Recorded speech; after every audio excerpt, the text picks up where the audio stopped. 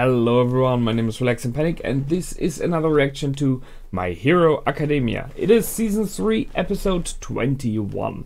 And you know what to do, as always. If you want to see the reaction itself, just go down into my descriptions. You will find a link, replace the circumflex dot parts with real dots, and enjoy the reaction. Once you've done, feel free to come back here and hear out my thoughts about this episode. So, see you soon. For those that came back, welcome back. Now, that was a good one. It was not about the test in general, although it was included, but I think one could say this one was about Todoroki's past and about Inasa and how they are related to each other. And I think they did a pretty good job with that, and I kind of hope that in the future we will have some camaraderie forming there. Right now, possibly not. So, let's go in, right? So, we have Gang Orca attacking with his crew, and he uses some skills. So what they said is he can do everything on land that an Orca can in the water, possibly. I don't know completely what an Orca can do in the water, but it is a pretty tough animal, so he is pretty tough as well, and he seems to be quite intelligent. I mean, he's able to think about what he does first. He this time just used his ultrasonic attack, which is already incredibly powerful, because you can take out possibly like everyone with it. His crew is, well, they are kind of loyal to him, but strangely funny.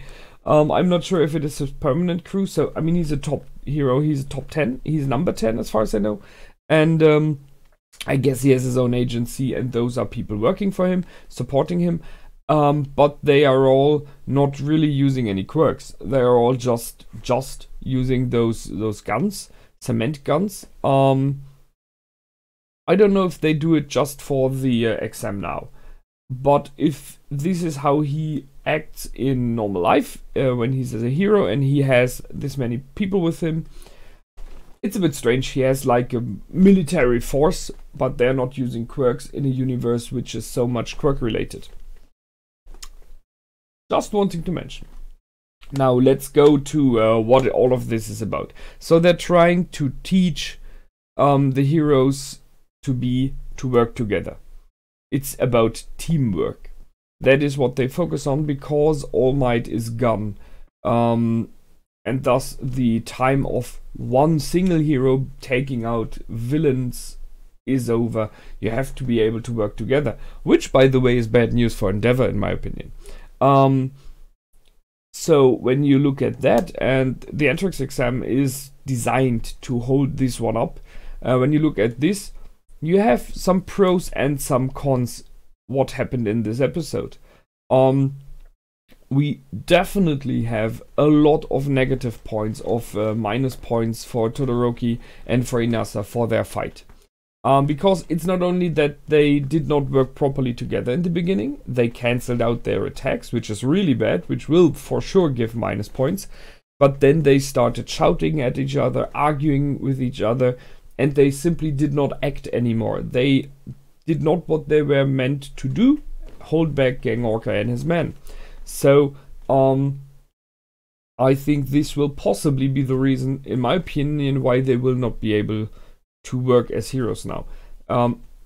I think they will not get enough points. Yes, they did work together in the end, and in a very efficient and really good way. And even Gang Orca, as a top 10 hero, was impressed by what they did. And I think in the future, when they will be, if they ever talk to each other, they would be able to sort out their problems. However, we've seen how the design is, how the test is voted for. So you have 100 points, and whenever you make a mistake, you get distracted points. But there's no point where you get additional points. So, and if you're below 50, you're out already. So you then are not voted for anymore. So they cannot get back additional points for the cooperation they had in the end. Although that would be something worse voting for. So I'm pretty sure they will fail, because they lost a lot of points for that one. And thus the whole test is designed about working together. They were the prime example of how not to do it. I mean, even the other students realized it. The testers did for sure. So I guess they will be out. I'm very sorry about it. That's how it is. And it's two of the big ones, you know? So next year for them, which means no working in the field right now. On the other hand, you have people like Midoriya, and I am always forgetting his name, the guy with the earthquake. I'm not completely sure here. On the one hand, they did the right thing. They saved the area. They hold off the enemies, so they tried to secure the civilians. But there is a little bit which is not okay. So sending out an earthquake was okay, but he did not communicate before. He just did it. He just acted, and he took himself the lead. He was like, I do what I think is best, and you will all have to follow along. Which was possibly the right decision here. Don't argue about that. And then he just said to Midoriya, do this, do that, do the following. And Midoriya did it. So on the benefit, and I think it is a good one, they did save the civilians. They did make the right decisions, in my opinion. On the negative, and I guess it will, if just give a little bit of negative points here, they did not communicate properly. But you have to admit, they were in a bit of pressure. So there's not much like, let's form a circle and talk about it. You have to act. So I think that is okay. We did not see much of the others, except the fact that they carried out people, and when they were done, came back to help, which is the right decision, I think. So I can only guess who passed here. It's a bit... yeah, well, not much information about that in this episode, because it was about Todoroki and Inasa, as I said. However, if you go to the past episode, where the HUC, I think it was, those people being rescued, had to vote, we know that Midoriya will have minus points for the first try, because he was emitting fear towards the civilian, and he got schooled about it. You remember this old guy that played a kid in the beginning? So I think that will give some minus points. Similar goes for many of the others from the UA. But I think they will pass. I can say for sure if anyone else will not. Because I haven't seen much what they did. So I can only guess. But what I will discuss about for sure is some new quirks we've seen. So that was cool. We have Todoroki using both sides finally at the same time. I discussed this in the past, that I would like him to do that.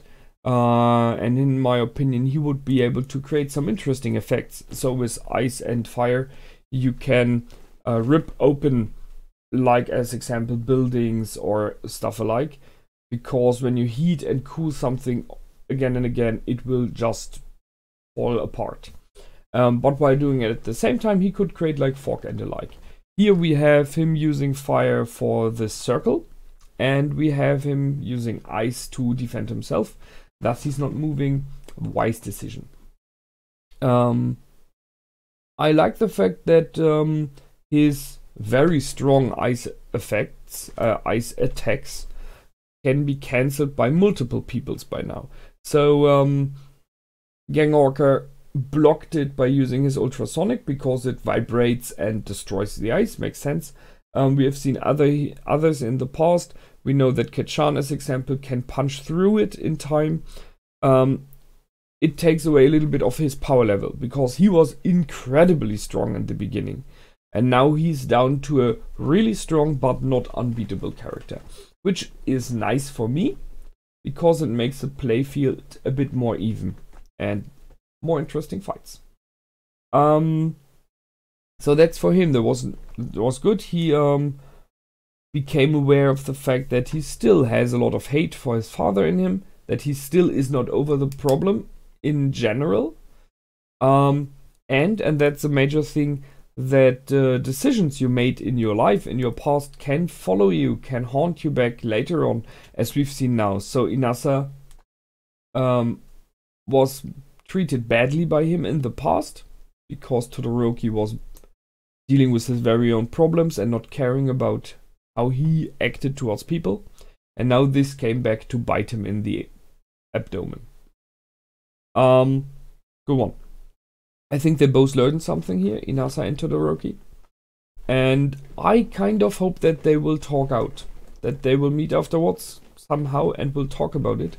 I kind of hope that Todoroki goes towards Inasa, who seems to be a really nice guy. What we've seen from his past, he's just genuinely nice and overjoyed. Maybe a bit too much. But why not? And I think if Inasa gave the chance to Todoroki to explain, then they could make it up. I don't see why not. Especially when Inasa says he's like being friends with everyone, except for 2 people, right? So there's an option. And then we had Tsu. So Tsu has a new quirk, camouflage, which makes sense. She's a frog. And there are some of them who are able to do it. So that's a cool thing. My first idea was, when she disappeared, when she appeared out of thin air, that maybe she was co-working with our invisible girl. Just thought so. I mean, I'm always thinking about how can you extend quirks, and invisibility would be cool if our invisible girl could carry others with her. So, like, stand in front of them, or I don't know, like embrace them, or extend her quirk in an area, something like that. And that would be incredibly powerful. So I thought, wow, is she doing it right now? Is she having Tsu with her in her invisibility bubble? But no, it was Tsu camouflaging in front of some stones, which is good as well, but which also means that her dress is able to do this, and her whole equipment is able to do it.